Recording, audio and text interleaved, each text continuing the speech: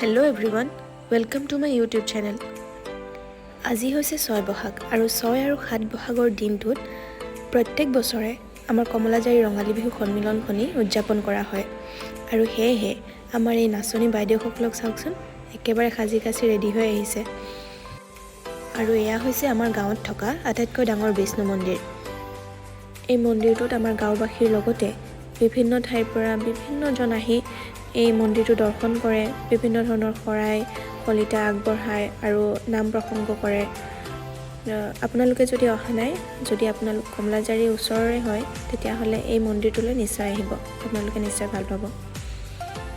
আৰু আমাৰ বিহুতলীৰ প্ৰথম কাৰ্যসূচী পতাকা উত্তোলন কাৰ্যসূচী আৰম্ভ কৰিবলৈ লৈছে। আৰু এয়া হৈছে আমাৰ সভাপতি মহোদয়, তেখেতে পতাকা উত্তোলন কৰিব।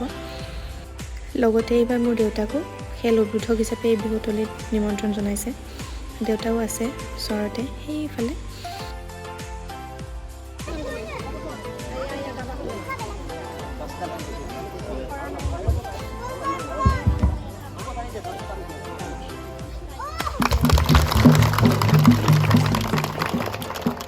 চিৰিময় অসমী শীতল বুকুত ঢেউ চবৰ মধু আলোড়ন। চিৰিময় অসমী শীতল বুকুত ঢেউ চবৰ মধু আলোড়ন। জাগে গম্ভীৰ গিৰিবৰ প্ৰাণ মনোহৰ, গম্ভীৰ গিৰিবৰ প্ৰান্তৰ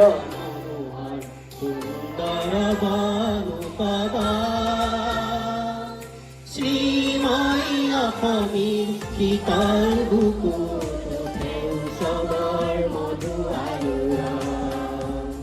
ভেদাভেদ পৰিহৰি কত জাতি উপজাতি, ভেদাভেদ পৰিহৰি কত জাতি উপজাতি, মহাপীঠ কৰে নিৰ্মাণ। আৰু সেউজীয়া আচ্ছাদনে আজি আমাৰ প্ৰকৃতিখন ভৰাই তোলাৰ লগতে অতি মনোমোহা কৰি তুলিলে।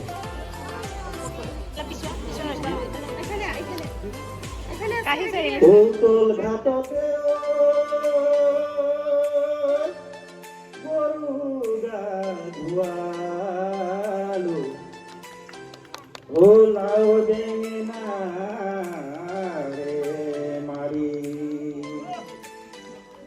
বৰঘাটৰ পানীতেও সাঁতোৰ সমনীয়াই ৰঙতে গিৰি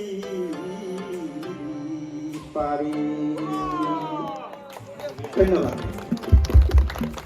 ধন্যবাদ জনাইছোঁ। ইয়াৰ পিছতে সম্বৰ্ধনা জনাম শ্ৰী গোপাল ডেকা, আমাৰ খেল উদ্বোধক মহোদয়, তেওঁকো এখন আমাৰ উপসভাপতি শ্ৰী লাপুৰাম গাৰ্গী, উদযাপন কমিটিৰ উপসভাপতি। ধন্যবাদ। এতিয়া আজি যিহেতু লগতে 7 বিহু হয়, সেইকাৰণে আমাৰ বিহুতলীত অকণমান সমাগমটো কম, কাৰণ ঘৰত সকলোৰে কাম বন থাকে মহিলাখিনিৰ, সেইকাৰণে অকণমান অসুবিধা হয়। 7 বিহুটো একেলগে পৰি যায় আমাৰ বিহুৰ আৰম্ভণিৰ দিনটোতে, উপায় নাই।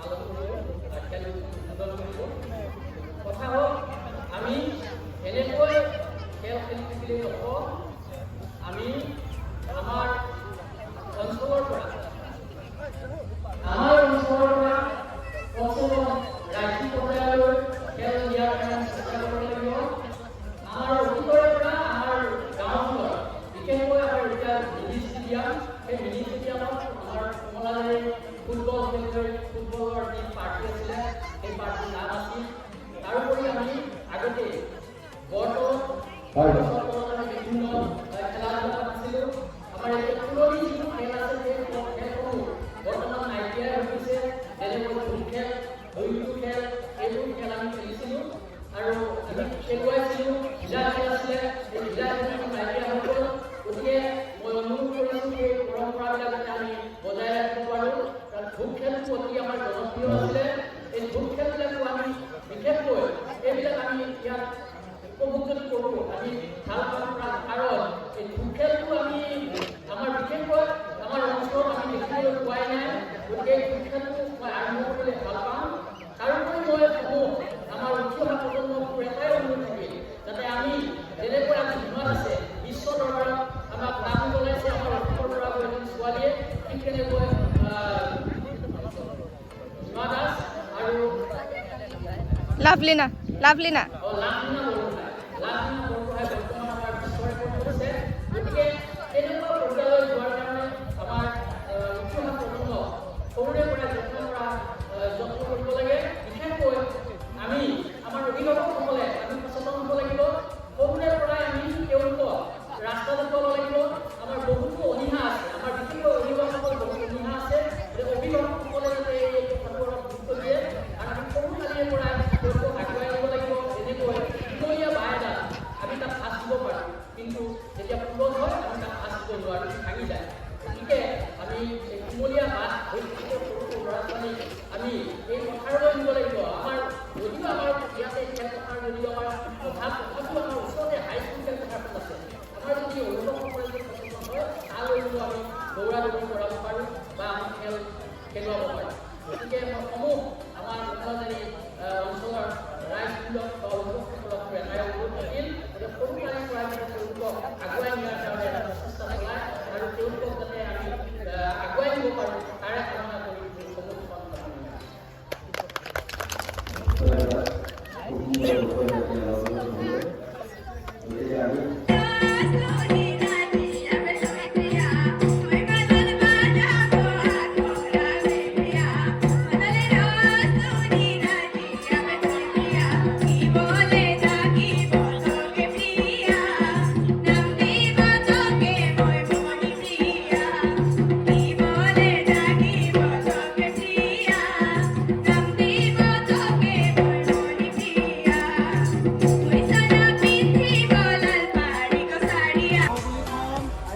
গাঁৱৰ বিহুখনলৈ সেইকাৰণে বহুত আগ্ৰহেৰে ৰৈ থাকোঁ।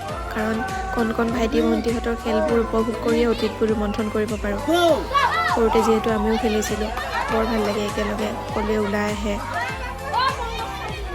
পৰিলে এজনে, কিন্তু এতিয়াতো উপায় নাই আৰু ডাঙৰ হ'লোঁ। আমাৰ লগৰখিনিও প্ৰায়বোৰ বিয়া হৈ গুচি গ'ল আৰু ল'ৰাখিনি প্ৰায় কামে কামে ব্যস্ত থাকে, নিজৰ ডিউটিত থাকে, লগ পোৱা নাযায় তেনেকৈ। ইহঁতক চাই অতীতৰ স্মৃতিবোৰ ৰোমন্থন কৰোঁ আৰু বহু কিবা কিবি খেল দিছিল হেনো, পিছত গম পালোঁ, কিন্তু মই থাকিব নোৱাৰাৰ কাৰণে ভিডিঅ' কৰাও নহ'ল। আহিলে এজন লাষ্টত, এজনে গৈ নাপালে, এজন আহিলে। আচলতে সৰু ডাঙৰ সকলোৱে এই বিহুখনলৈ বৰ অপেক্ষাৰে ৰৈ থাকে। কাৰণ সদায়তো সম্ভৱ নহয় যে সদায় খেল ধেমালি পাতিব, সদায় লগ হ'ব। কিন্তু এই বিহুখনৰ জৰিয়তে সকলোৱে একেলগ হয়, সকলোৱে নাচে, গায়, ফূৰ্তি কৰে, খেল ধেমালি কৰে। 7 বিহুৰ দিনা যিহেতু সম্ভৱ নহয় মহিলাখিনি ঘৰৰ পৰা বাহিৰত ওলাই অহাটো, বহুতো কাম বন থাকে, সেইকাৰণে দ্বিতীয় দিনা মহিলাসকলৰ খেল ধেমালি পাতি দিয়া হয়। আৰু আগতে মহিলাখিনিৰ বেলেগকৈ আৰু ডাঙৰ ছোৱালীৰ বেলেগকৈ খেল ধেমালি হৈছিল, কিন্তু এতিয়া যিহেতু ছোৱালী কম সেইকাৰণে মহিলাখিনিৰ লগত একেলগে খেলবোৰ পাতি দিয়া হয়। মই থাকিব নোৱাৰিলোঁ ছেকেণ্ড দিনা, মোৰ কাম এটাৰ কাৰণে বাহিৰত আহিবলগীয়া হ'ল আৰু সেয়েহে ডাঙৰ ছোৱালী আৰু বোৱাৰীখিনিৰ ভিডিঅ' কৰাও নহ'ল। এয়া হৈছে আমাৰ ঘৰত হুঁচৰি গাবলৈ অহা কণ কণ ভাইটি ভণ্টিহঁতৰ ভিডিঅ' একেলগ কৰি এই ভিডিঅ'টোতে আপলোড কৰিলোঁ। এইটো সম্ভৱ গৰু বিহুৰ দিনা নহ'লে তাৰ পিছদিনাৰ ভিডিঅ' হ'ব পাৰে। ভিডিঅ'টো যিহেতু আছিলে সেইকাৰণে মই এড কৰি দিলোঁ আৰু চাই থাককচোন কেনেকৈনো ইহঁতে বিহু মাৰে।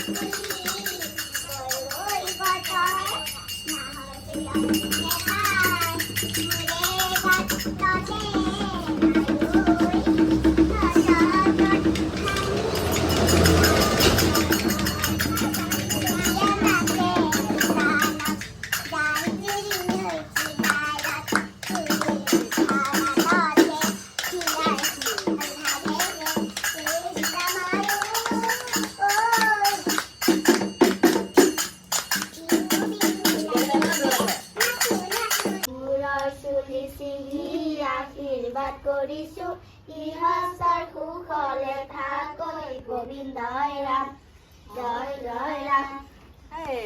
কৃষ্ণ কৃষ্ণ দে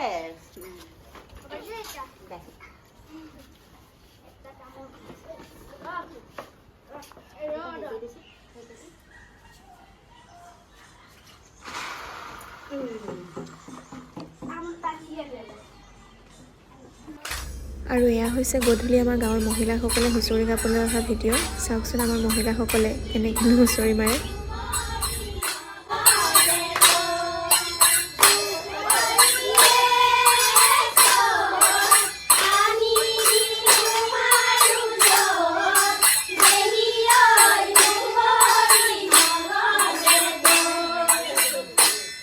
Hãy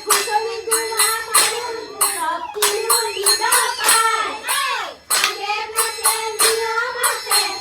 Ghiền Mì Gõ để không bỏ lỡ